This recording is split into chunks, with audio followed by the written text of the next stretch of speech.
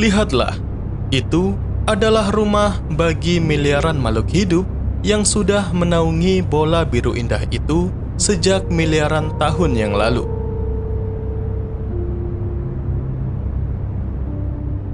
Bumi, satu-satunya planet dengan bentuk kehidupan yang sejauh ini diketahui oleh umat manusia.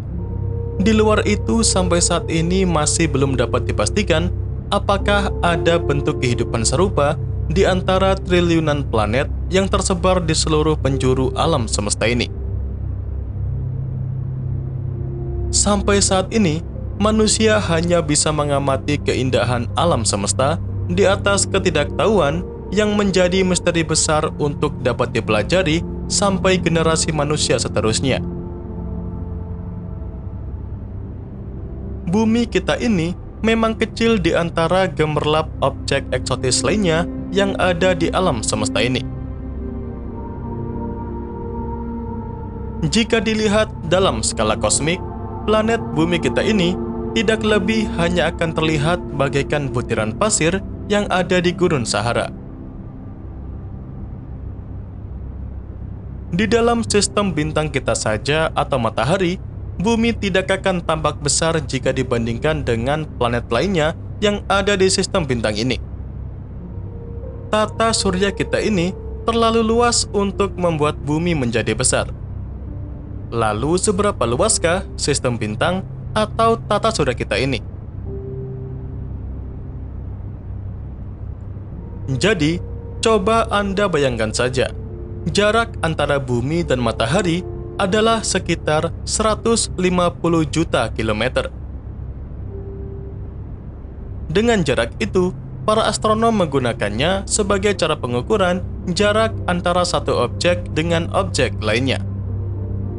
Jarak antara bumi dan matahari dibulatkan menjadi 1 SA atau satuan astronomi, yang berarti 1 SA sama dengan 150 juta kilometer. Sekarang, sebagai perbandingan jarak matahari dan sabuk Kuiper atau tempat Pluto berada adalah sekitar 50 SA.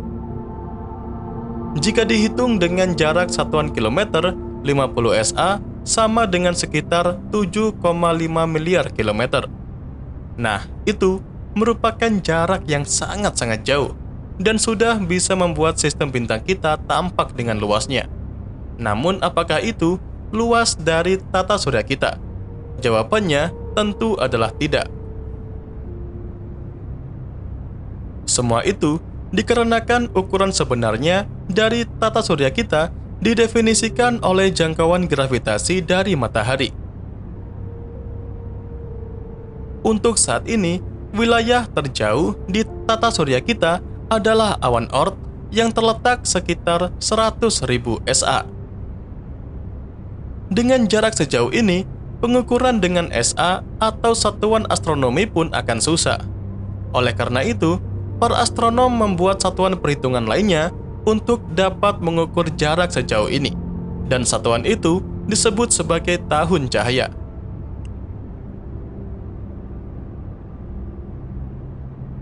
Satu tahun cahaya sendiri sama dengan 9,4 triliun kilometer, dan untuk 100.000 SA atau satuan astronomi sama dengan 1,87 tahun cahaya. Jadi, luas dari tata surya kita ini bisa dibilang adalah sekitar 1,87 tahun cahaya atau hampir sekitar 18 triliun kilometer. Apapun objek yang masih terikat dengan jarak sejauh itu berarti masih merupakan anggota dari sistem bintang kita, dan tentunya itu merupakan jarak yang sangat-sangat jauh.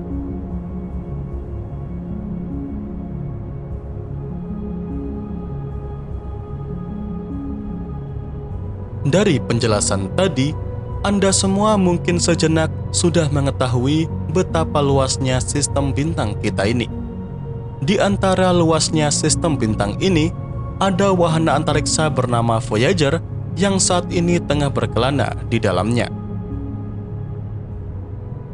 Sejak diluncurkannya dari bumi, Voyager secara total sudah berkelana di dalam sistem bintang matahari selama kurang lebih 44 tahun dan masih terus berjalan hingga saat ini. Dengan durasi misi itu, Voyager bahkan masih belum melintasi batas dari sistem bintang matahari. Masih dibutuhkan hingga ribuan tahun ke depan agar wahana Voyager akhirnya benar-benar bisa lepas dari sistem bintang matahari kita. Sekarang, mari kita lihat lebih jauh lagi. Wilayah sistem bintang matahari yang sudah kita anggap sangat luas tadi akan terlihat sebatas gemerlap cahaya dibandingkan gemerlap cahaya dari sistem bintang lainnya. Wilayah ini disebut sebagai Local Interstellar Cloud atau kumpulan dari grup sistem bintang terdekat dari matahari. Bumi dan seluruh wilayah sistem bintang matahari yang kita anggap luas tadi sekarang hanya terwakilkan dengan titik cahaya saja. Bahkan, titik cahaya dari sistem bintang kita tidak akan tampak lebih spesial dibandingkan cahaya dari sistem bintang lainnya yang ada di wilayah Local Interstellar Cloud ini.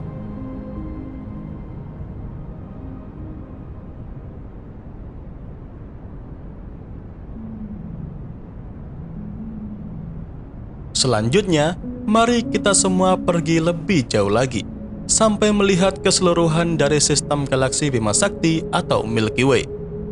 Inilah sistem galaksi kita yang terbentuk dari ratusan miliar bintang dan triliunan planet yang tersebar di seluruh penjuru galaksi. Dari sini, sudah tidak mungkin untuk menanyakan di manakah keberadaan bumi atau sistem bintang matahari. Semua sistem bintang termasuk matahari hanya diwakilkan sebagai titik cahaya saja yang membentuk galaksi Bima Sakti. Menurut penelitian, luas dari wilayah keseluruhan galaksi ini adalah sekitar 100.000 tahun cahaya. Jadi bisa Anda bayangkan sendiri betapa luasnya galaksi kita itu.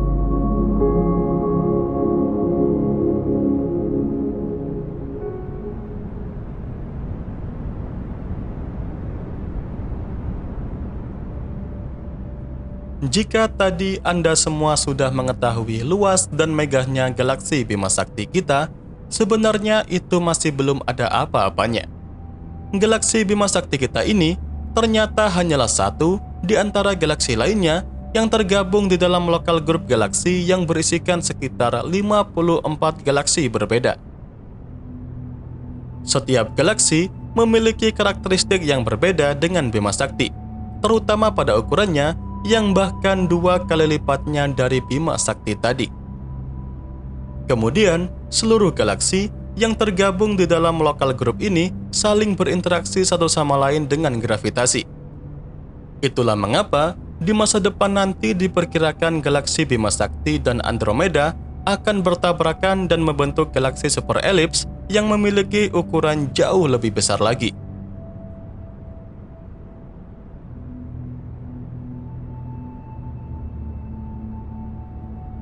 Kemudian kalau kita melihat lebih jauh lagi, maka lokal grup galaksi kita tadi hanya akan menjadi bagian kecil saja dari wilayah yang disebut sebagai Virgo Supercluster ini.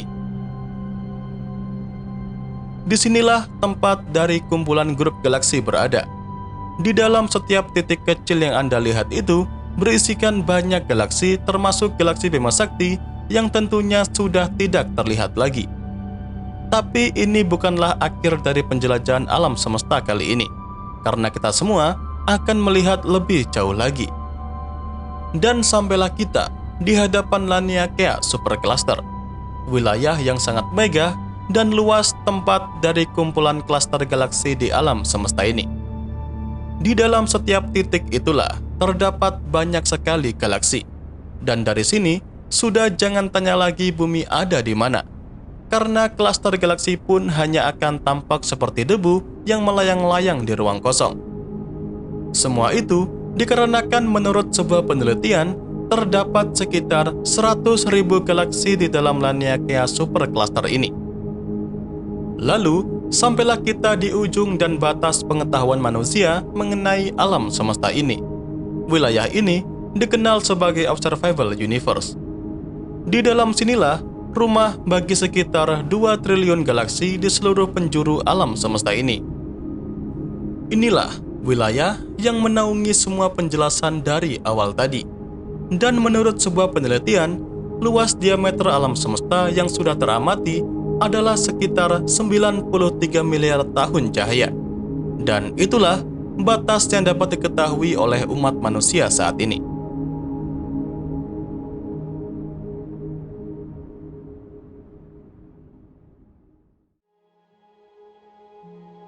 Di luar semua itu tadi, sampai saat ini manusia belum tahu pasti ada apa di sana.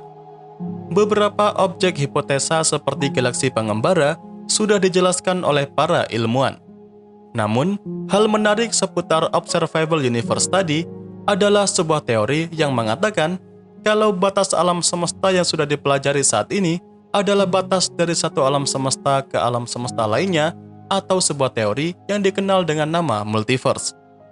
Namun itu semua masih merupakan hipotesa yang didasari dengan dugaan kuat dari para ilmuwan.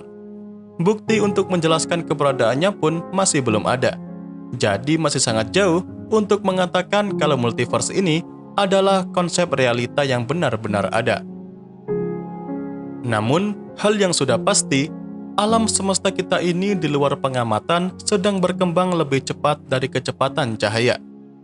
Jadi dengan begitu, alam semesta akan terus meninggalkan misteri besar bagi generasi umat manusia seterusnya.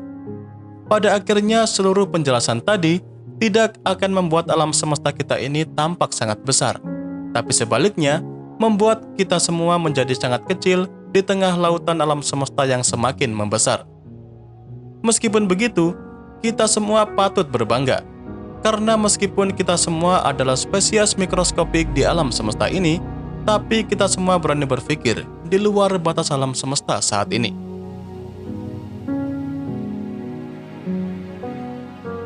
Dan ya, itu saja yang dapat saya sampaikan pada kesempatan kali ini. Seperti biasa, semoga dapat memberikan pengetahuan baru seputar dunia astronomi sekaligus hiburan buat kalian semua. Jangan lupa ya, ke depannya masih akan ada banyak lagi pembahasan menarik mengenai dunia astronomi yang akan saya sampaikan.